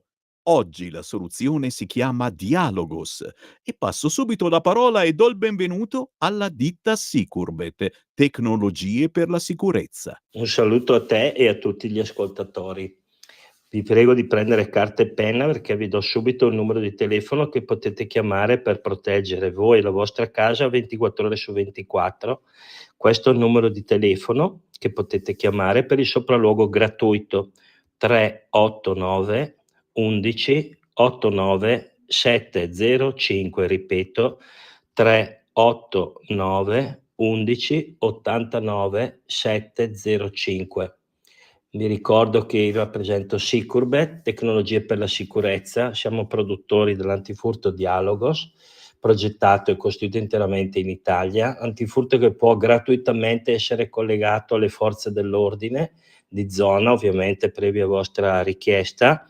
E quindi cosa succede? Una volta installato l'allarme, che si installa senza fili, quindi non ci sono muri da rompere, lo potete tenere inserito giorno e notte a finestra aperta o chiusa senza nessun problema. Se avete degli animali in casa potete tenerli liberamente. Se l'allarme scatta vi avvisa immediatamente e avvisa chiaramente le forze dell'ordine qualora vi siate collegati. Ripeto il numero di telefono 389 11 89 705. Vi ricordo che l'antifurto è anche coperto da una garanzia integrale totale per 2 anni con sostituzione gratuita del prodotto nel caso si dovesse guastare. Una garanzia del genere so che non la offre nessuno, ecco, per cui voi valutate. Abbiamo varie soluzioni, chiaramente anche videocontrollo, quindi telecamere, sensori da giardino, telecamere intelligenti e via dicendo. Vi ripeto il numero di telefono che è 389 11 89 705. Un saluto a tutti e ricordatevi sempre che prima è meglio che dopo.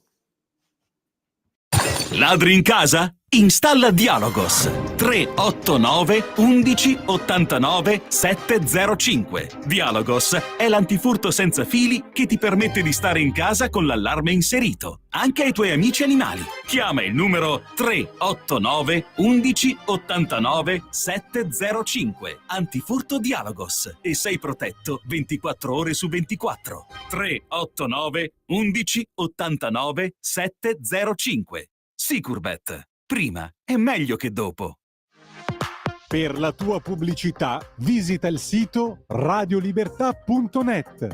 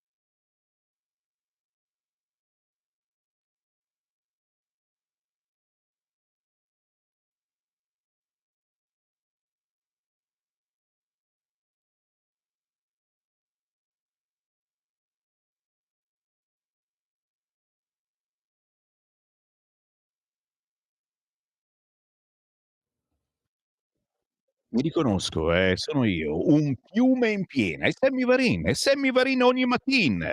Sì, sì, bella questa canzone appena uscita di Lidia Vitrano. Si chiama proprio così, Fiume in piena. Classe 2001, qui racconta con grande emotività un momento di solitudine e di vulnerabilità.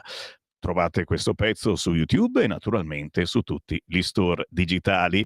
6 minuti dopo le 9 del mattino, ancora buongiorno a chi ci segue in tutta Italia sul canale 252 del televisore, sulla banda DAB della vostra radiolina, che potete procurarvi in qualunque negozio di elettrodomestici. Molti mi scrivono, ma la radio DAB dove si vende? Si vende dappertutto, e la banda DAB, oltre all'FM, c'è di rigore su ogni radio in vendita, anche su ogni autoradio, quindi se comprate un'auto recente siete certi che esiste sul cruscotto la radio con l'FM, magari anche con la M, non è detto, e ne abbiamo parlato anche ieri. Non ci sono più emittenti nazionali in AM, ma ci sono quelle locali e quelle internazionali, ma soprattutto con la banda DAB, che è una banda tecnologica sempre a onde elettromagnetiche che ti permette di ascoltare senza disturbi la stazione radio, e come col telefonino praticamente, il segnale c'è o non c'è, e quindi quando c'è è di grandissima qualità.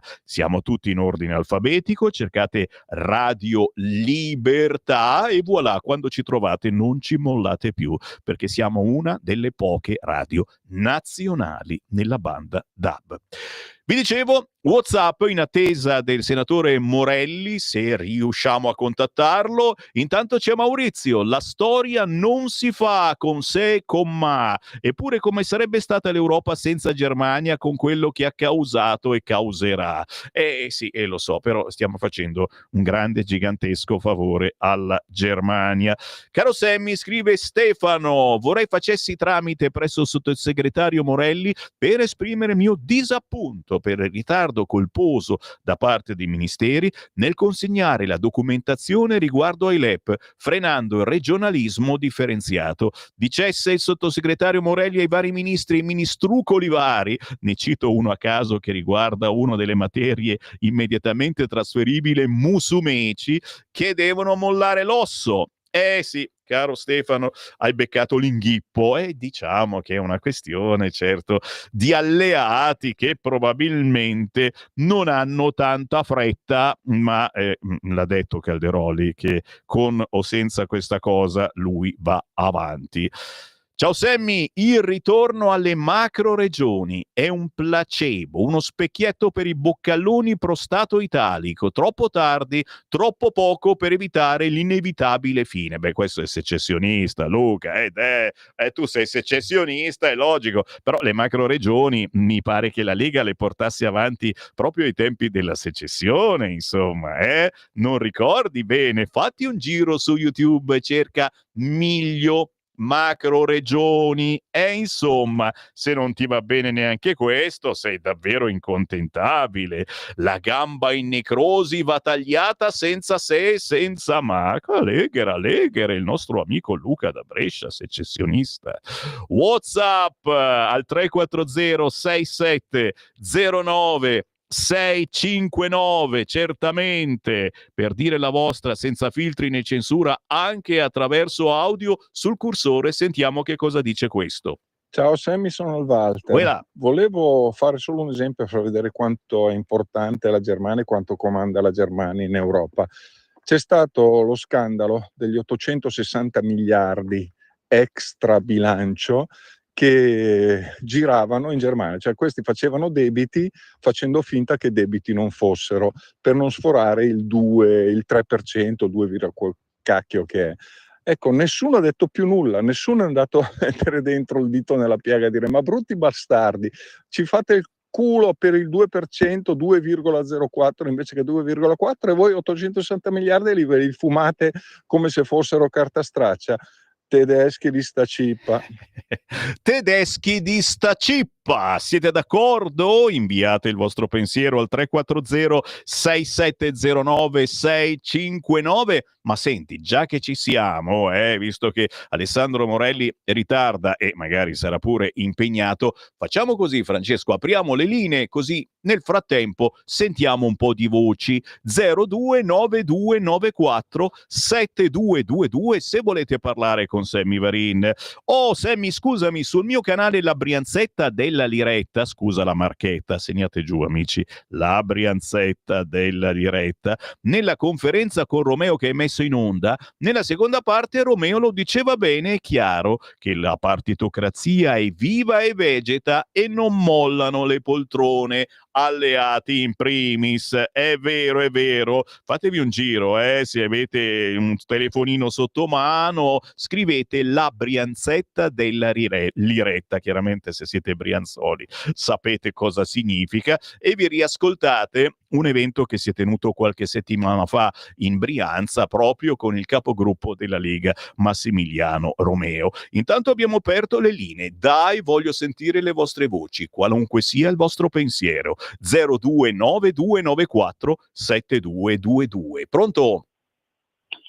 Buongiorno Sammy, sono Sergio da Torino. Buongiorno. Dunque, buongiorno. Allora, noi qualsiasi radio, giornale, telegiornale, giornale radio, non facciamo altro che sentire di nomi come Putin, Trump, Sarkozy, Le Pen, von der Leyen, va bene. Il problema però qual è adesso? È che se tu devi farti per esempio in Piemonte un'ecografia del collo per linfonodi, telefoni al CUP, ti rispondono che non c'è posto né a Torino né nel resto del Piemonte.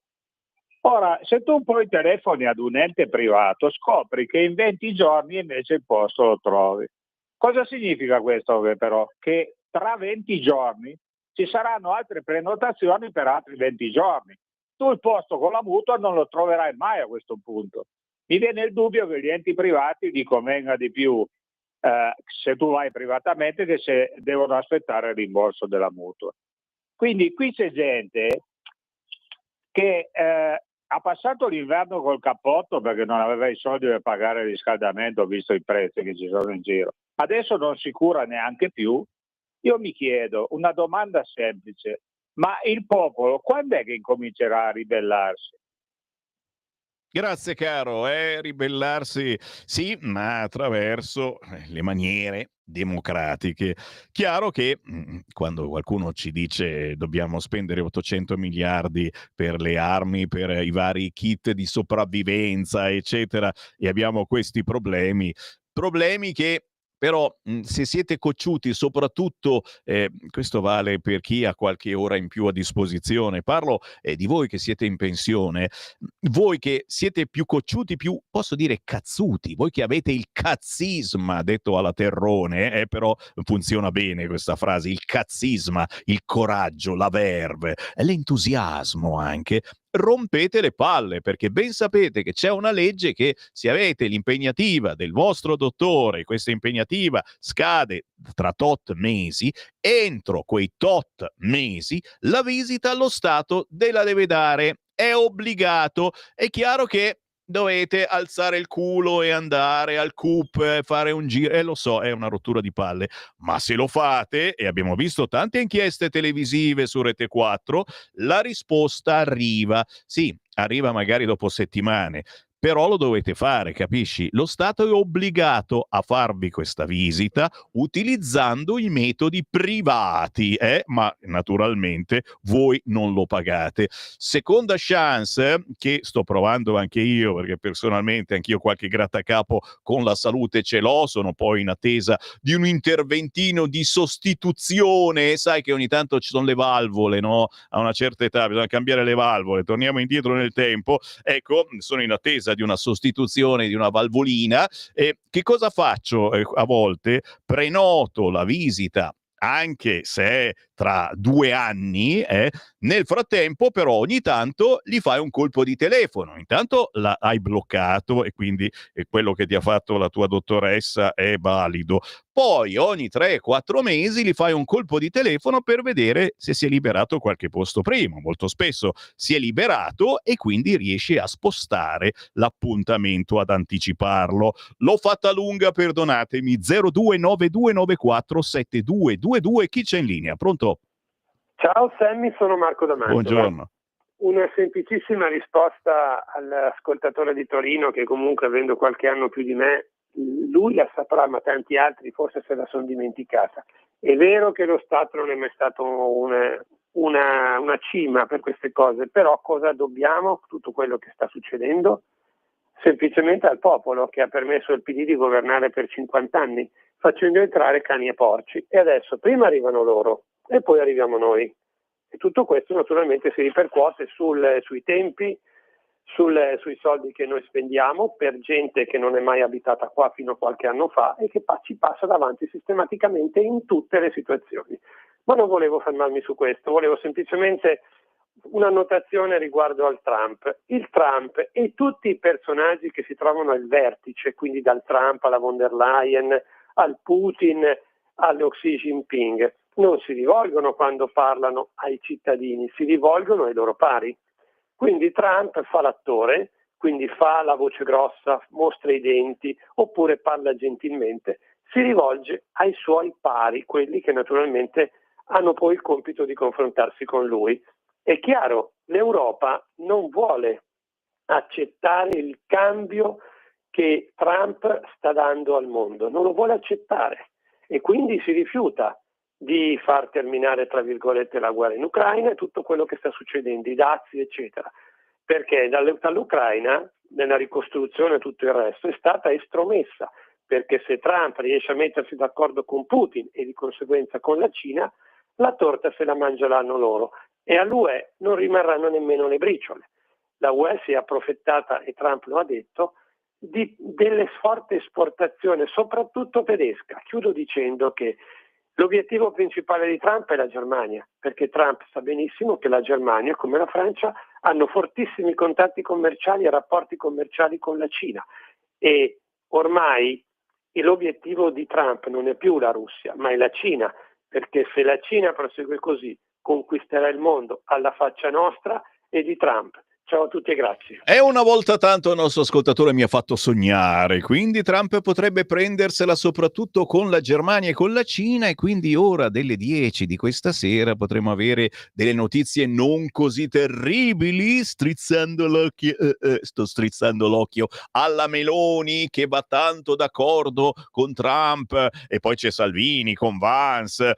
0292947222, sto dando spazio alle vostre voci, soprattutto voi che magari non siete mai andati in onda e mi ascoltate per curiosità, per simpatia o per odio. Chiamatemi 0292947222, commentate le notizie del giorno. Pronto? Ciao. Buongiorno, Dario da Valdobbiadene. Quella. Vorrei replicare anch'io a Sergio da Torino e dirgli che gli 800 miliardi servono proprio per quando il popolo comincerà a ribellarsi. Grazie, buona giornata. Grazie. Sì, sulla ribellione qualcuno dice e noi dovremmo opporci alla dittatura europea con la democrazia. Ridicolo. Caro ascoltatore, cara ascoltatrice, siamo una radio già attenzionata. Se comincio a dire che bisogna opporsi senza utilizzare la democrazia, vedi, stanno già bussando. Sono i militari qua fuori che vogliono fare un'intervista. No, scherzo, naturalmente non l'abbiamo mai predicata la violenza, quello lo fanno a volte, sembra, forse certi sindacati, ci mancherebbe altro. Chiaro che farci sentire con metodi democratici, dando vita a processi di cambiamento potenti, questo sì. 0292947222. Certo che se voi votate i partiti che poi danno ragione alla von der Leyen. Pronto? Sì, pronto? Mi Buongiorno. sente, Sammy? Prego. Gino che abita a Ostia. Io telefono un po' spesso in questi ultimi tempi, però mi fa piacere ascoltarti e sentirti, mi fa veramente molto piacere. Ora ho letto che è morta Suor Paola, Sì. quella suora che andava mi pare a Regina Coeli ad assistere, ad aiutare i detenuti. Mi dispiace molto, veramente, ci Vero. sono rimasto un po' male. Vabbè, pazienza, tiriamo avanti. Mi dispiace però. Cosa volevo dirti? Ecco, volevo dirti che io non ho una voce molto radiofonica come la tua, chiara, non ce l'ho, però portate pazienza quando parlo, se capite o non capite. Un'altra cosa voglio dire, oggi è una bellissima giornata, sai dove vado, Sammy? Dove vai? Vado ad allenarmi, vado a farmi i miei 10-12 chilometri di corsa, anche se poi quando vado in gara arrivo sempre tra gli ultimi, ma ormai una volta partivo in testa e arrivavo tra i primi, adesso mi accontento pure di arrivare tra gli ultimi. Ciao Sammy, buongiorno e buona giornata a tutti. Buona giornata, bellissima idea allenarsi, ma anche semplicemente fare una lunga camminata portandosi dietro gli auricolari, ascoltando Radio Libertà. E quindi un grande saluto ai tanti, lo so che lo fate anche la mattina presto, che camminate, poi quando verrà il caldino la mattina presto è una goduria, ascoltando Radio Libertà. È vero, è morta Suor Paola, la super tifosa della Lazio di quelli del calcio. Chiamatemi 0292947222, occasione unica per dire il vostro pensiero, qualunque esso sia, su qualunque argomento. Stiamo parlando anche di sanità. Per esempio, mi scrive Massimo, io ho fatto domanda e mi hanno trovato un posto a Chiavenna, Sondrio. Da Busto Arsizio non è proprio il massimo. Massimo, Chiavenna, solo il nome ti fa venire voglia, ma poi ti fai un giro sul lago, ci mancherebbe. Scherzo, lo so che non è il massimo. Però il consiglio, ad esempio, tornando all'argomento precedente, è mantieni la prenotazione e prova a telefonare tra qualche giorno, la prossima settimana, perché nel frattempo magari si è liberato qualche posticino più in zona. Chiaramente, cosa altrettanto importante, se decidete di non andare all'appuntamento, avvisate, perché troppo spesso non si avvisa, a parte che ti può arrivare da pagare ugualmente il ticket, ma poi tieni occupato un posto che qualcun altro potrebbe prendere. Sono cazzatine, lo so, ma sono in moltissimi che fanno sto gioco. 0292947222. Pronto? Pronto? Buongiorno. Buongiorno Sammy, sempre in gamba, mi raccomando. Sempre. Allora, 2 considerazioni veloci, in un 90 secondi me la cavo, come vuoi tu, sempre veloce. Primo, buttare fuori la tenda alle elezioni. Tu sei un detto biblico che dice il Dio acceca chi vuole perdere, nel senso che le potranno tentare tutte, fermare i popoli, annullare le elezioni, fare quello che gli pare, mandare fuori pista i candidati, fare tutto quello che gli pare, ma non potranno fermare il vento della storia. I popoli ormai sono in marcia e vogliono riappropriarsi del loro destino. E come fermare il vento della storia con le mani? È impossibile, gli si ritorcerà contro. Anzi, questa decisione la rafforzerà la Le Pen, che vincerà le prossime elezioni proprio in carrozza. Un'altra cosa, Sammy, tu che sei un osservatore del costume, della mentalità, a proposito del femminile, io penso che il peggior nemico delle donne siano le donne. Io vedo nei dibattiti in tu che le più feroci contro la Meloni, che nominano 10 volte al secondo, vedo l'Appendino, un'altra Bevilacqua, un'altra Maiorino che sembra una del Joker, hanno un odio, una cattiveria, una ferocia nei confronti della Meloni, che per esempio i loro colleghi maschietti sono più cavallereschi. Tu facci caso, nei dibattiti televisivi le onorevoli cosiddette delle opposizioni donne sono di una ferocia senza pari con la Meloni, e questo anche nel mondo del lavoro, quindi queste non avanzeranno mai le donne con questa mentalità. Poi dice che stanno indietro, si odiano tra di loro, Ciao. Grazie, che ne pensate? È un argomentino da nulla sul tavolo. 0292947222. Vi sto ascoltando. Pronto? Buongiorno signor Semmi Lisetta. Quella. Io volevo dire qualcosa sulla guerra. Vai. Allora, nel nostro paese, signor Semmi, mi sembra che l'apparato militare è stato molto ridimensionato. Vuoi per i costi, non si sa, o per la sua pochezza, visto anche l'impegno nella NATO. Io dico anche questo, aggiungo anche questo. Sarebbe logico, signor Semmi, che negli uomini, dico io, la saggezza prendesse il sopravvento sull'ignoranza che porta alla guerra. Cioè un sentimento di pace a costo zero che salverebbe i popoli, migliaia di vite e gli oltre 1.000 miliardi, perché mi sembra che questa è la cifra, previsti per un'efficace difesa dei confini dal presunto invasore russo o americano che sia. In fondo, signor Semmi, vincerebbe, secondo me, chi per primo spara il supermissile nucleare e in questo caso non c'è né tempo per reagire e né difesa che tenga. La saluto e buona giornata.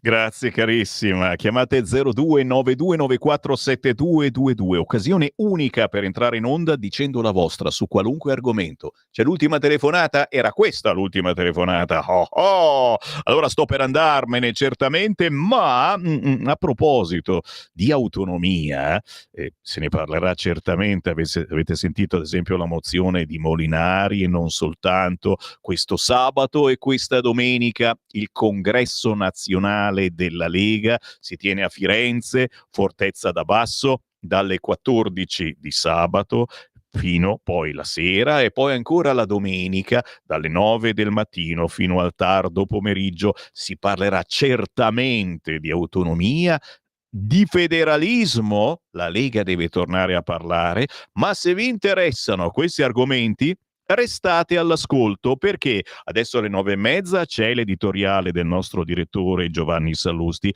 ma poi subito dopo mandiamo in onda un evento sull'autonomia che si è tenuto la scorsa settimana a Padova, importantissimo per avvicinarci al congresso nazionale, importantissimo perché ci sono stati interventi grandissimi da parte di importantissimi esponenti della Lega e non soltanto. Quindi 9:35 questa mattina, 9:45, quello che sarà oggi è mercoledì, appuntamento con l'autonomia, ricordando che questo sabato e questa domenica c'è il congresso nazionale della Lega, su cui naturalmente torneremo nel corso della giornata. Da Sammy Varin per il momento è tutto, grazie a Francesco in regia, ma è una minaccia. Torniamo alle 11, già con potere al popolo. A dopo!